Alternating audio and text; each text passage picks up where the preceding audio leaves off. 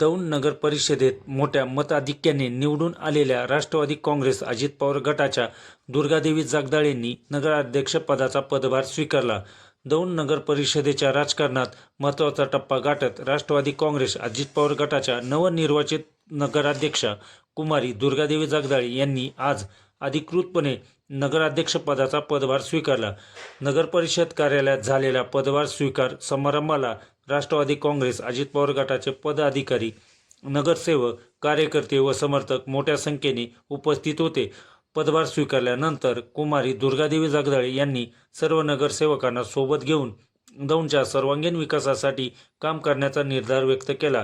शहरातील मूलभूत सुविधा, पाणी पुरवठा, रस्ते, स्वच्छता, महिला व युवकांसाठी योजना यांना प्राधान्य दिले जाईल असे त्यांनी सांगितले. नगराध्यक्षपदाची सूत्रे महिलांच्या हाती आल्याने दौंड शहरात महिला नेतृत्वाचा नवा अध्याय सुरू झाला आहे. या निवडीमुळे राष्ट्रवादी काँग्रेस अजित पवार गटाच्या कार्यकर्त्यांमध्ये मोठे उत्साहाचे वातावरण निर्माण झाले असून आगामी काळात विकास कामांना गती मिळेल अशी अपेक्षा नागरिकांकडून व्यक्त होत आहे. महाराष्ट्राच्या बातम्यांसाठी संतोष जाधव, दौंड.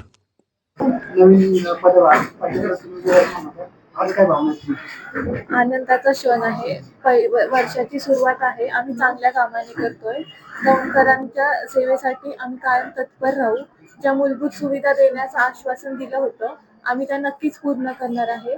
आज वर्षाचा 1 जानेवारी 2006 पासून आम्ही काम करण्याची सुरुवात करत आहोत आणि आम्ही कायम तुमच्यासाठी राहू. तुमच्या काही समस्या असतील तर तुम्ही अवश्य येऊन मला सांगा, माझ्या सहकाऱ्यांना सांगा. आम्ही सगळे मिळून एकत्रितपणे ते सोडू.